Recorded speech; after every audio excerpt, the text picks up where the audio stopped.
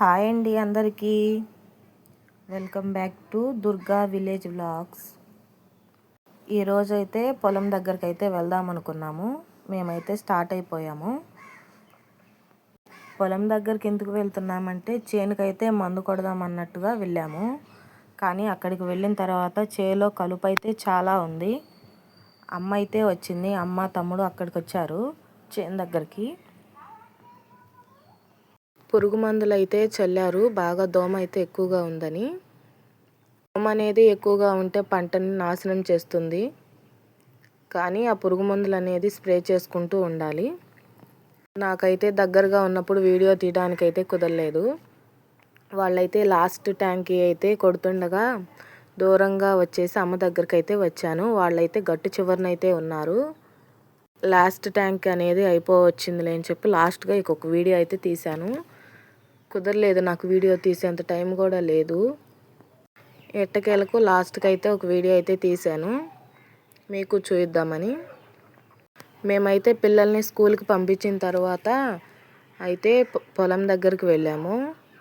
అప్పటికి అమ్మ వాళ్ళు అయితే వచ్చేస్తున్నారు. మందులు అయితే కలిపేశారు మందు కొట్టడానికి. ఆ హడావిడిలో వీడియో తీయటం అయితే కుదరలేదు. చిన్న చిన్న క్లిప్స్ అనేది తీశాను మధ్య మధ్యన. చూడండి నేచర్ ఎంత బాగుందో. కాకపోతే బాగా ఎండ అనేది వేస్తుంది. చుట్టూ పచ్చని పొలాలు, ఎంతో ప్రశాంతంగా ఉంది. మీకు ఎంతమందికి పొలం పనులు అంటే ఇష్టం?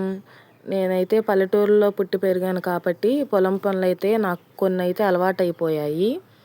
జనాలు చాలా తక్కువగా అయితే ఉంటున్నారు పల్లెటూరులో. ఎక్కువ శాతం జాబ్స్ రావటం, సిటీల్లో స్థిరపడిపోతున్నారు జాబ్స్ వల్ల. పల్లెటూరుల్లో అయితే పొద్దున్న లేవగానే పక్షుల అరుపులు, చాలా ప్రశాంతంగా ఉంటుంది. పల్లెటూరు వాతావరణమే వేరు. మేమైతే ఇంటికైతే స్టార్ట్ అయిపోయాం చేను దగ్గర నుంచి. భోజనం అయితే తీసుకొచ్చుకోలేదు, తొందరగా అయిపోతుందేమోనని. కానీ పురుగు మందు చల్లటము, కలుపు తీయటము అనేది మాకు 2:30, 3 అయ్యింది.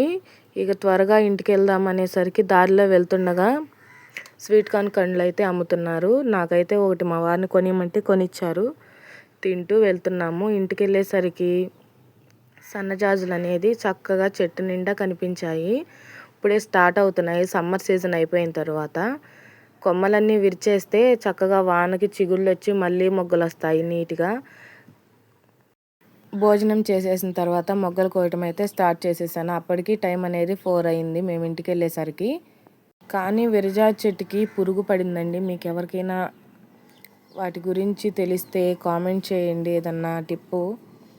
కొన్ని విరజాజులు వచ్చాయి, వాటిలో కనకాంబరాలు అయితే కొన్ని కోసాను. మాకైతే వర్షాలు చాలా తక్కువ, ఇప్పుడిప్పుడే వర్షాలు పడుతున్నాయి. చక్కగా మొక్కలకి వాటర్ అనేది మనం పోసిన కన్నా వర్షం నీరు అయితే చక్కగా పూలు పూస్తాయి. కనకాంబరాలు అయితే ఇప్పుడే చాలా బాగా పూస్తున్నాయి. నాకు గార్డెనింగ్ చేయటం అంటే చాలా ఇష్టం అండి. మా పల్లెటూరులో ఏంటంటే కోళ్ళు అవి ఎక్కువగా ఉంటాయి. మొక్కలు అనేది పెట్టేసిన తర్వాత కోళ్ళు అనేది పొడుచుకొని తినేస్తూ ఉంటాయి.